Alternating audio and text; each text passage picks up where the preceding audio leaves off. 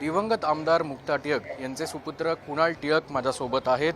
आजचा जो कार्यक्रम आहे महिलांना साडी वाटप केल्याचा, या कार्यक्रमाचा उद्देश काय?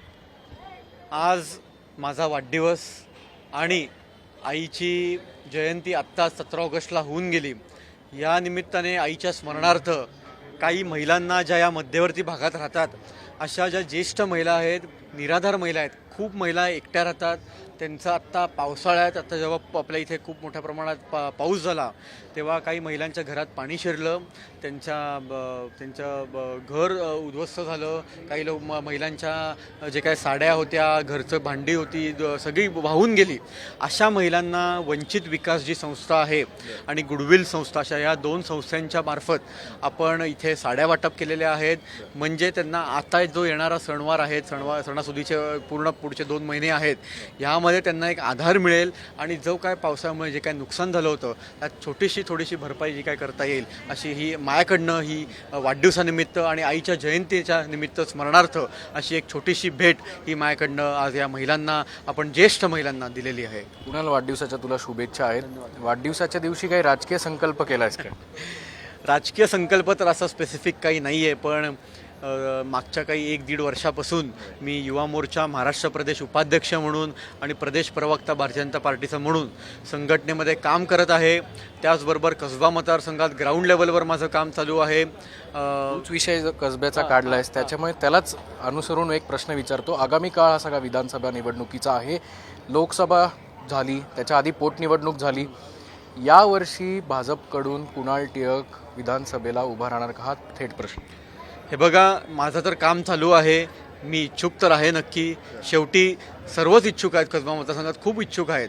प्रत्येकजण त्याच्या मेरिटप्रमाणे काम करतं आहे, प्रत्येकजण समाजामध्ये काम करतं आहे, प्रत्येकजण पुढे येऊन काम करतं आहे. ज्याचं चांगलं मेरिट असेल, ज्याचं चांगल्या प्रकारे पार्टी त्यांना वाटेल की हा इलेक्टेबल कॅन्डिडेट आहे, त्यांना पार्टी तिकीट देईल आणि त्याचा मान सर्व राखतील. त्यामुळे मी माझ्या प्रकारे काम चालू आहे, माझं ग्राउंड लेवलवर काम चालू आहे. दहीहंडी मंडळांना असू दे, गणपती मंडळांना असू दे, मदत चालू आहे. त्याचबरोबर जे कोण लोक आहेत ज्यांना रोजच्या रोज समस्या या कसबा मतदारसंघात आमच्या आहेत, ट्रॅफिकची समस्या आहे, त्यानंतर हेरिटेज वास्तूंची रिडेव्हलपमेंटची समस्या आहे, त्याचा जो काय समन्वय शासनाबरोबर करायचा आहे ह्याच्यामध्येही मी पुढाकार घेतलेला आहे. त्यामुळे मला वाटतं की माझ्या कामातूनच मी जो काय इच्छुक आहे हे दाखवून दिलेलं आहे असं मला वाटतं आणि वरिष्ठांपर्यंत पोहोचवलेलं आहे ऑलरेडी. वरिष्ठांपर्यंत तू काही बोललायस का? कुठल्या वरिष्ठ नेत्यांची तुझी चर्चा झाली आहे? मी जसं म्हटलं की माझं कामच हे वरिष्ठांपर्यंत ऑलरेडी पोहोचलेलं आहे. आत्ता मागच्या महिन्यात मी नोकरी महोत्सव घेतला, त्यामध्ये ऑन द स्पॉट आपण 483 लोकांना नोकऱ्या दिल्या. टाटा मोटर्स असू दे, बजाज ऑटो असू दे, ओला असू दे, अशा चांगल्या नामांकित कंपन्यांमध्ये आपण त्यांना नोकऱ्या दिल्या.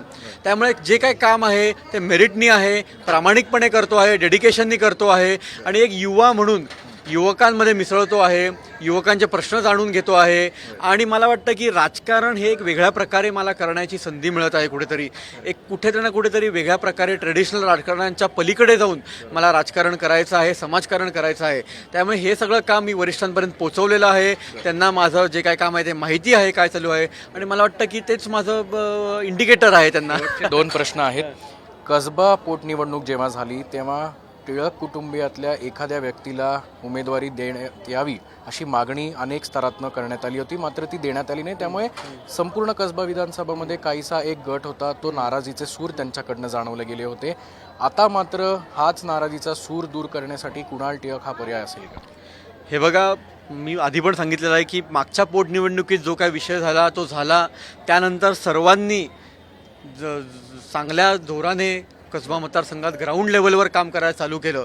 त्यामुळे मला असं वाटतं की मी उमेदवार किंवा कोण दुसरा उमेदवार ह्याची चर्चा आत्ता करण्यापेक्षा ज्या प्रकारे आत्ता कसबामध्ये मागच्या वेळेला तुम्हाला माहीत असेल पोटनिवडणुकी 11,000 मायनस होतो भारतीय जनता पार्टी.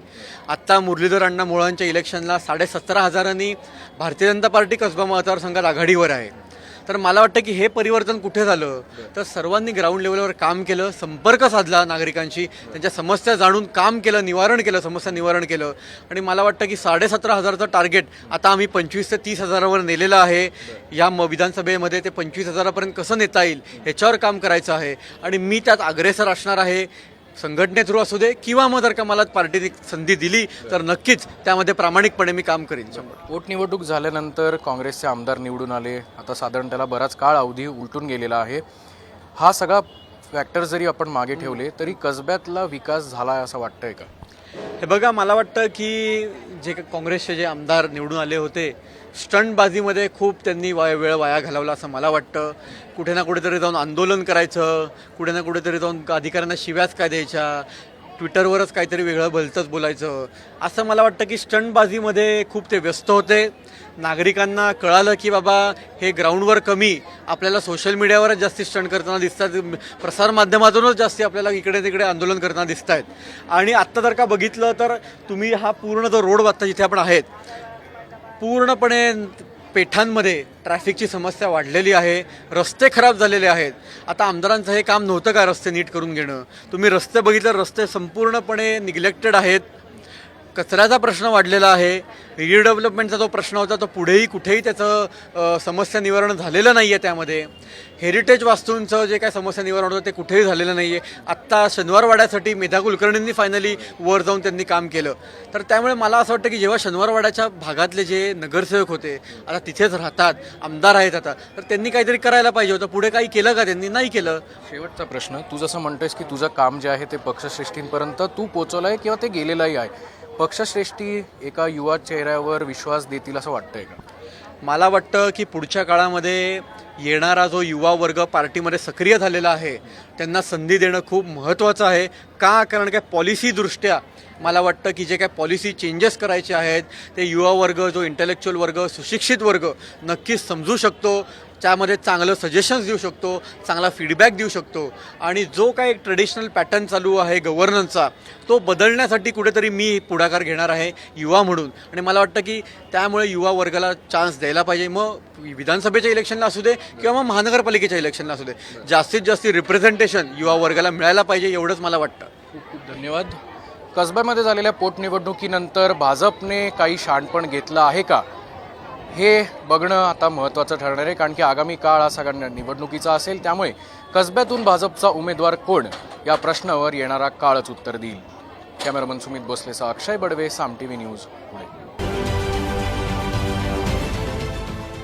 देश विदेशातील प्रत्येक घडामोडींचे लाईव्ह अपडेट मिळवण्यासाठी आता साम टीव्हीच्या सर्व सोशल मीडिया प्लॅटफॉर्मला लाईक, फॉलो आणि सबस्क्राईब करा. तसंच सर्व नोटिफिकेशनसाठी बेल आयकॉन प्रेस करायला विसरू नका.